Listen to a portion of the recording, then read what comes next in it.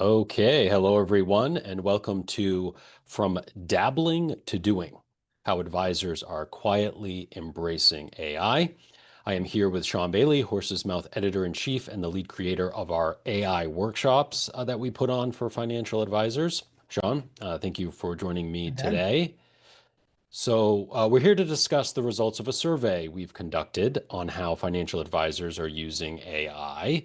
You can go and read the press release that we put out on some of the findings from this survey at horsesmouth.com. You can look at the top of the page and find it there. So, Sean, getting into the results here, let's start big picture. Why did we put on this survey and what were we hoping to learn with it? Well, yeah, this is our second annual advisor AI usage survey. We did our first one back in late spring, early summer of 2024. And we did that because, we could see um, that AI was growing in importance. And, we're spending a lot of time here trying to understand what does the growth of generative artificial intelligence, things like ChatGPT or Gemini or Claude or any of these personal chatbot assistants, what does the growth of these new tools mean for our business as financial advisors? And the answer to that is, many things. But we wanted to get a baseline survey last year to see who was using it, how often they were using it, how they were using it, so on and so forth. So we have last year's survey as a baseline, and we're doing this every year now. And so, that the reason we put up the second one was to like, okay, let's see. We've been leaning into this, and it's hard not to miss the fact that it gets quite a lot of coverage in the, sort of business press in general. And so, yeah, so we came up with the second one, roughly the same time period, like May, June, July. We surveyed more than 400 advisors, and so now we have some good comparisons year over year. So that was a key reason for getting going with this. Okay, and speaking of growth, the headlining finding is that the daily use of AI among advisors has doubled in the past year. So what is that telling us about, where we are in terms of overall advisor AI adoption? Yeah, so it's like so many things. When you peel back the onion, it's a lot more nuanced and slightly more complex, I'd say. So when we talk about the doubling of use, that is particularly of the power users. Power user is somebody who uses AI at least once a day and multiple times per day. Um, and so last year, we had 12% of advisors who I consider power users, daily users of their AI tool. And that number now has jumped in the last 12 months to 24%. So that's the critical doubling of what is going on. Um, we also have, significant shrinkage of people who simply weren't using it at all. It was nearly 38% not using it at all last spring, spring 2024, late spring 2024. That has dropped now to 22%. So basically, one in five advisors are not using AI. Okay. And then we have one in four advisors using it every day. And what does that leave us? That leaves us with this big middle, what I refer to as the dabblers. These are people who say they're using AI once or twice a week, a couple times a month, whatever the case may be. That's 54%, right? That's more than one in two advisors are dabbling in it.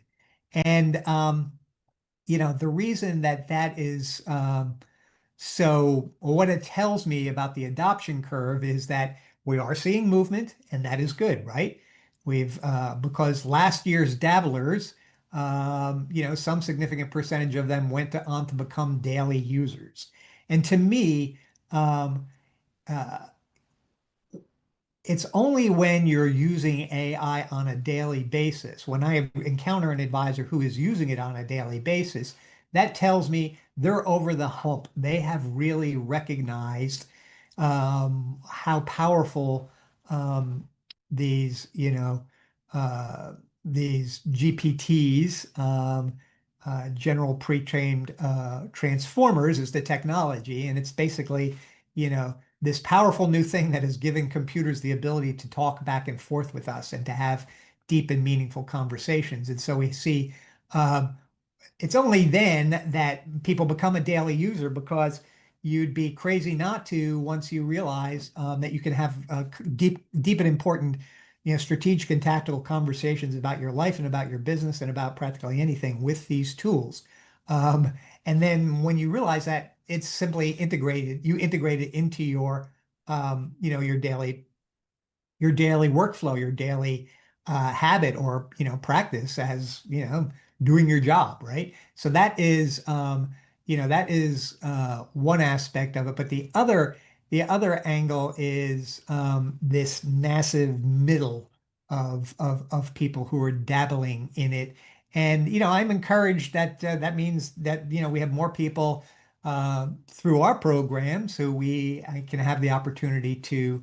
Um, Bring them along and show them how to ramp up using AI in their practice in a very powerful way. And but that huge basically we have 76% of advisors who are using AI in a very shallow or non-existent way, right? We got 22% not using it at all. And then we got 54%, poking around using it here or there.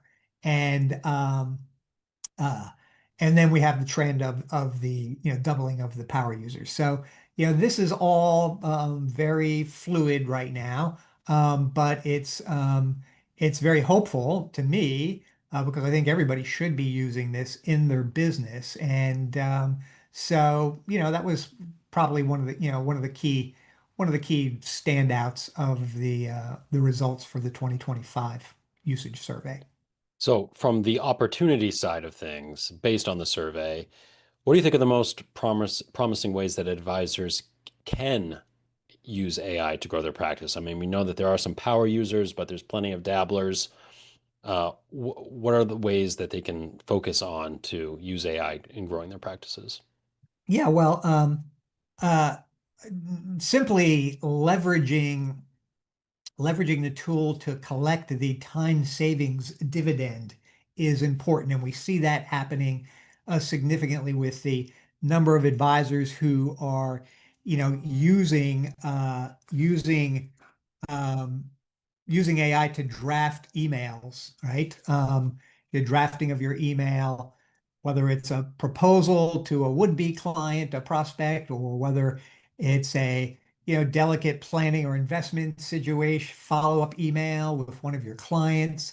Um, you know, Many people, not just advisors, they're not the greatest writers in the world, and they struggle to get their thoughts together uh, in a coherent way. It takes brain energy to do that, and advisors have been doing it for decades, right? Um, but now, when advisors realize that they can get to a draft of an important email they're writing very quickly through having a basic interaction with their AI chatbot. ChatGPT is the one that we're recommending people use.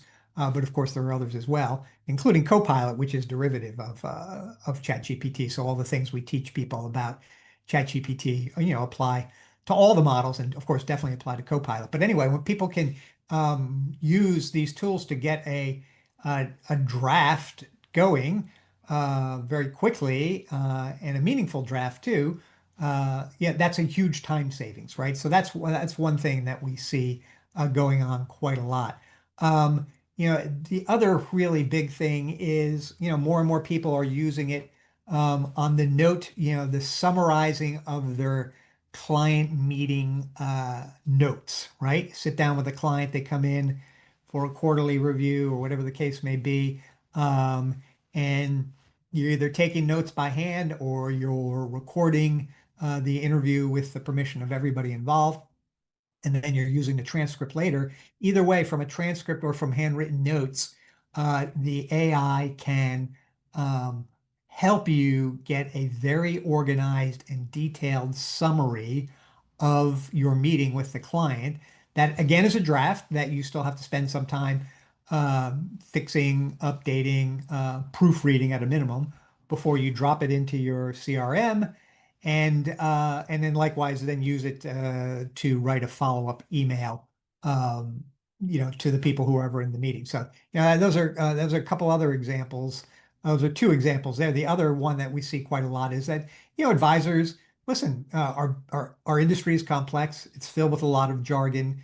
Our target audiences generally have poor to average personal finance knowledge, and so many times there's reason to need to explain a investment concept or a financial planning concept to clients. And so what advisors are being able to do is they're able to quickly use their AI chatbot to, in essence, create a customized educational material to share with the client in the context of explaining, why you're recommending this or why you're trying to dissuade them from doing something else like buying crypto or whatever. You can get the support, this tapping in of this co-intelligence to assist you in something like that. So those are some of the I would call these sort of tactical, all the ones that I just kind of ticked off. I think of an AI pyramid of interaction,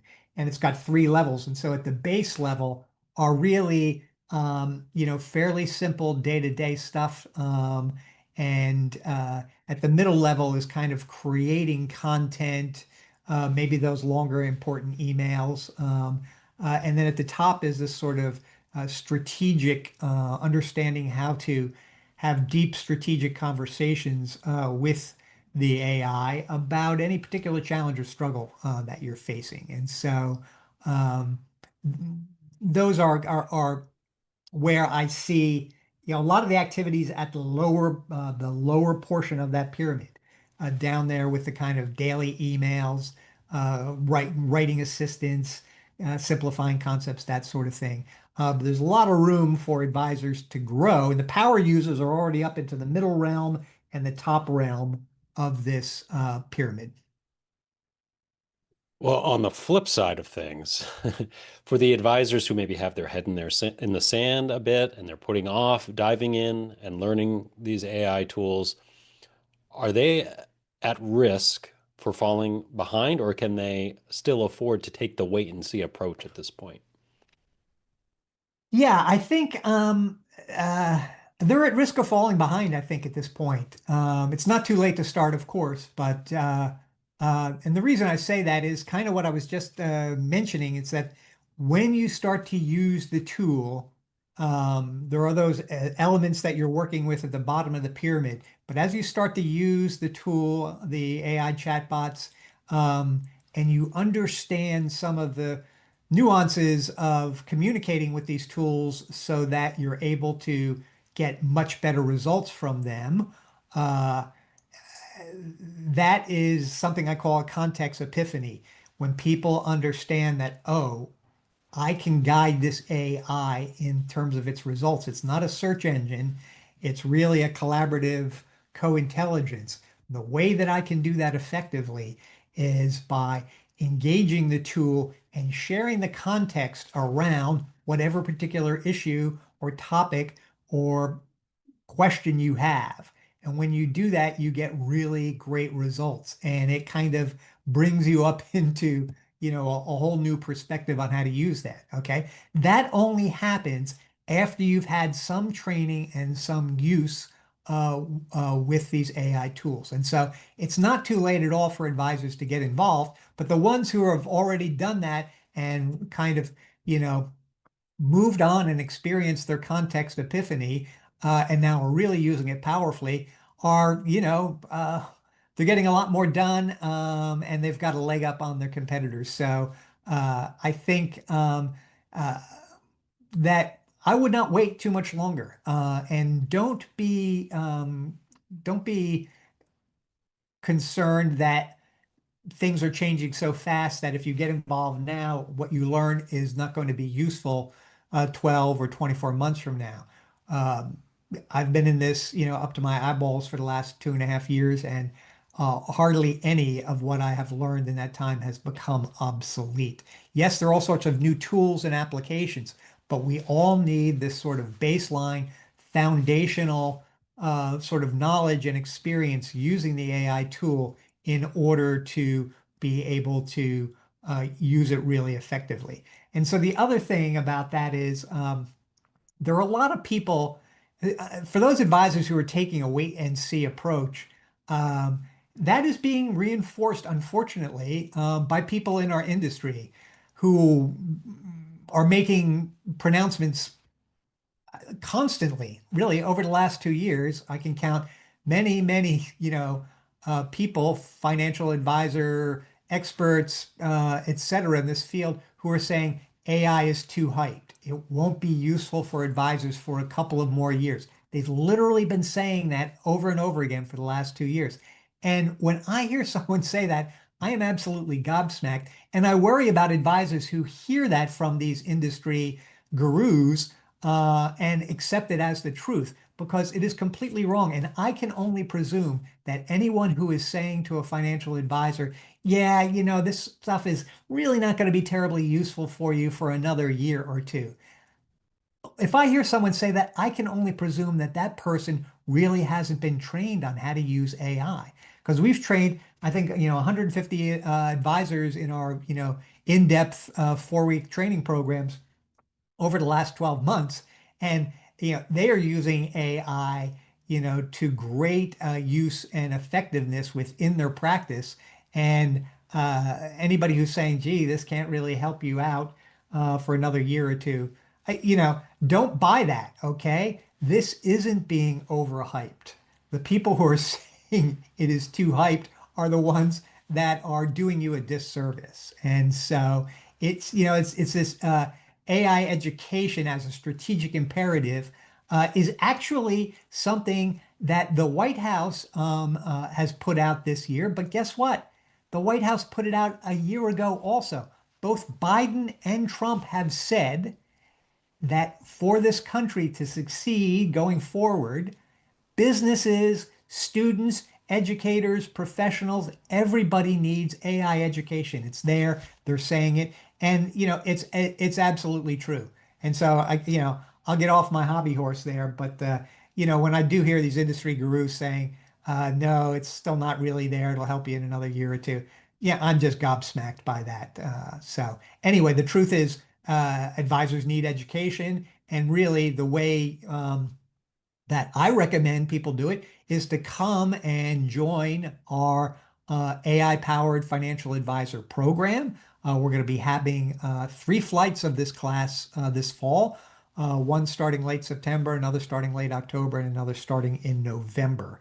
And it's, when you get that 8 hours of training, which is what we offer, um, and that is what gets you over the hump and gets you down the path to starting to use AI, so it really can benefit you and your business, and your life. And by the way,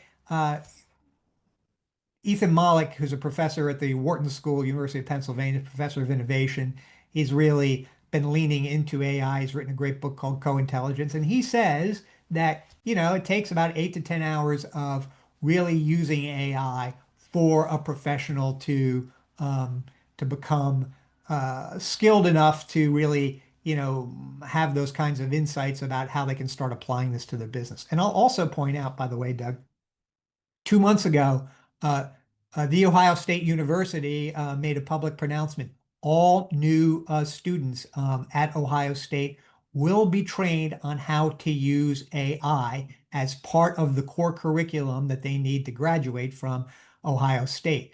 Other colleges are following suit. At the high school or elementary school level, the Miami-Dade School District, I think it's the second largest in the country, they're they've announced a huge program where they're training their teachers how to use AI, and that all students are going to be exposed to AI education because people are now realizing, that this is table stakes going forward. So anyway, yeah, that was a long riff on your last question, Doug, but I think, we kind of get to the point here where, we're wanting people to know that they've got a great opportunity to join us this fall with our upcoming, AI workshops for advisors. Basically, it's intro to AI.